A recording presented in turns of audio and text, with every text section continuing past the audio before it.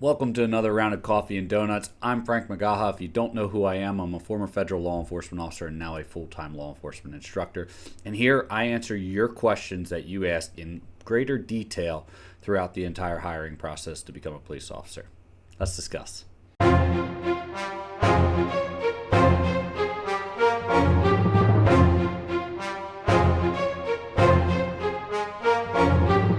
Okay, I have 3 pre-submitted questions, and if you want to know how to get your questions submitted to here on our Coffee and Donuts review, you can either submit them over in our YouTube comments. We review every comment that comes into YouTube, as well as our new blog that has all the training that you could possibly read through for the academy, for FTO, for the hiring process, over on our website, armageddonct.com/blog, but the link will be in the description. So we have 3 good pre-submitted comments. Let's get into it, see what we have. First one, do you know how many years back they check for work history?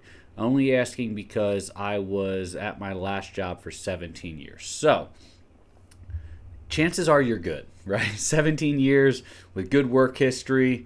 You say last job, so it makes me sound like you're not at that job anymore.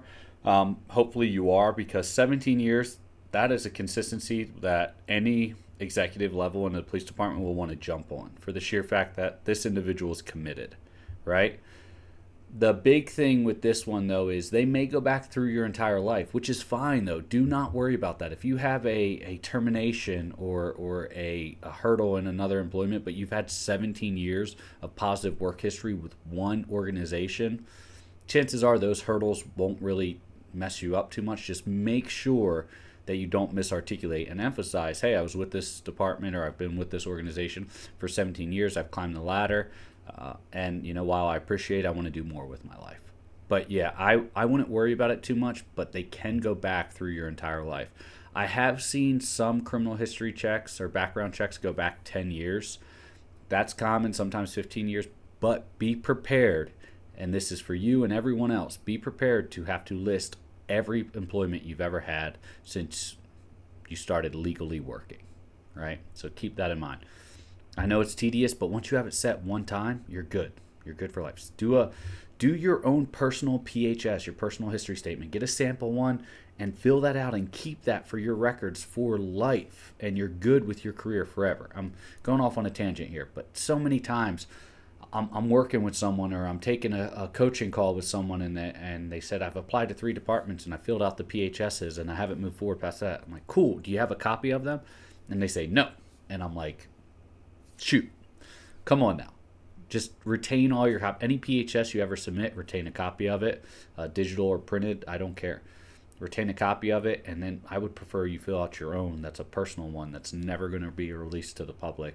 Get that one perfect, and then you can copy and paste from there to any department you ever applied to or lateral to. Okay, next one. Will a job like trucking help with the hiring process of law enforcement? Yes and no. It's not necessarily the job of itself. Like the previous comment, having a long work history with one organization, that's what's going to stand out the most.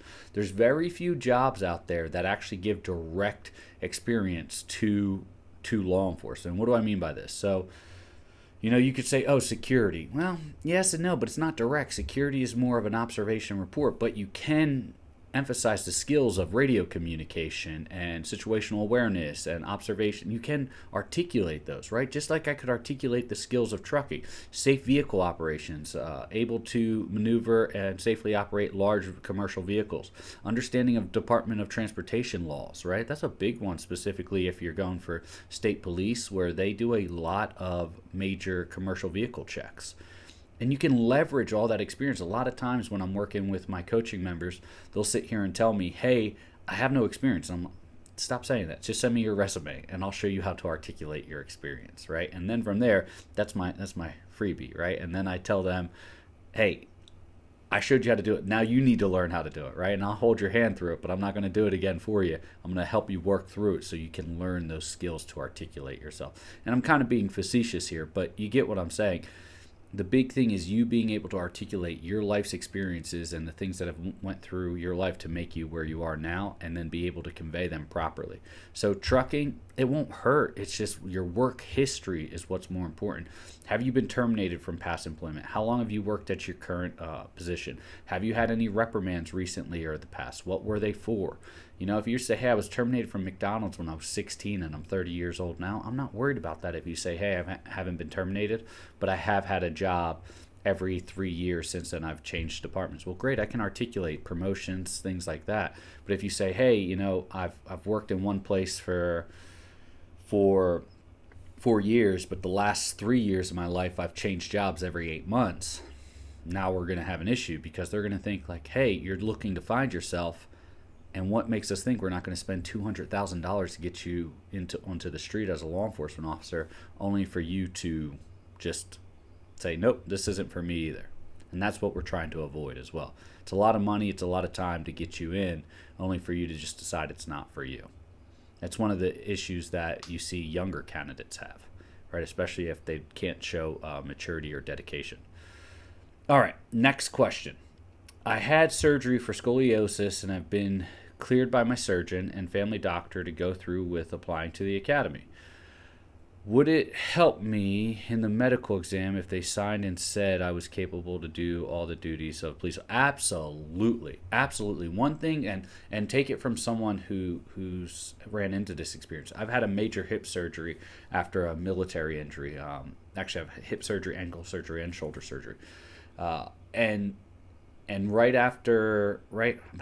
about 5 months after my hip surgery, I went through my first police academy. Now, I was recruited right out of that, cleared medical, and went to working as a federal law enforcement officer with the National Park Service as their backcountry ranger. A lot of hiking, a lot of camping, a lot of mobility, carrying packs, right? No, best job ever. Not for a family, man, but best job ever if you love the outdoors. But if you go through it and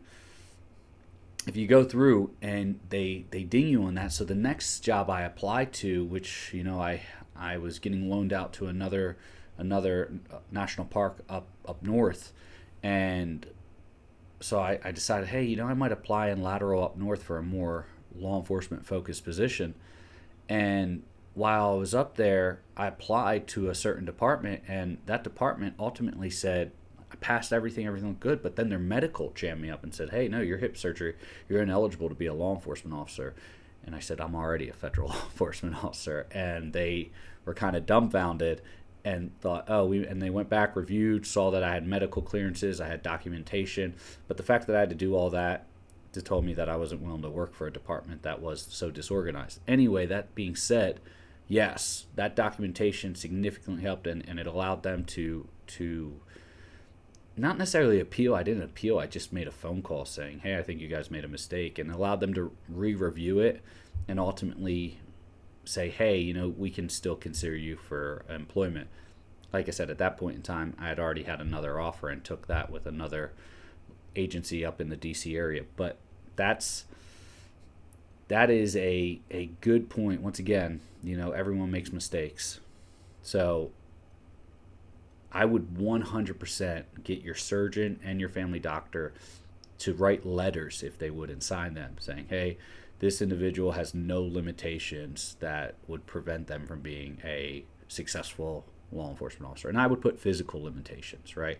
That's how I would handle that. But yeah, it's a huge element. I've seen it significantly help multiple coaching members of mine. And it's one of the things I immediately recommend if they have a medical concern throughout their past or their present while applying. But yeah, get the letter, and then also just make sure you're staying in good physical shape. If you blow their physical fitness tests out of the water and then you show those letters, say, you're telling me I can't perform the functions, but I just did. I just, smoked this test of yours, and I have surgeons and family doctors clearing me. You'll be good to go. I hope this helps. Remember, if you want your questions answered, we answer every question on YouTube, to all our YouTube comments, and you get a chance to have it listed here in Coffee and Donuts, where I go into an in-depth review for you. Additionally to that, if you want your questions answered, we have a new blog where we have a discussion forum at the end of every blog, at the bottom of every blog, and you can access that from our website, armageddonct.com. I believe it's /blog. Go there, and we will 100% respond to every question over there as well. So Stay safe, and I'll see you next time.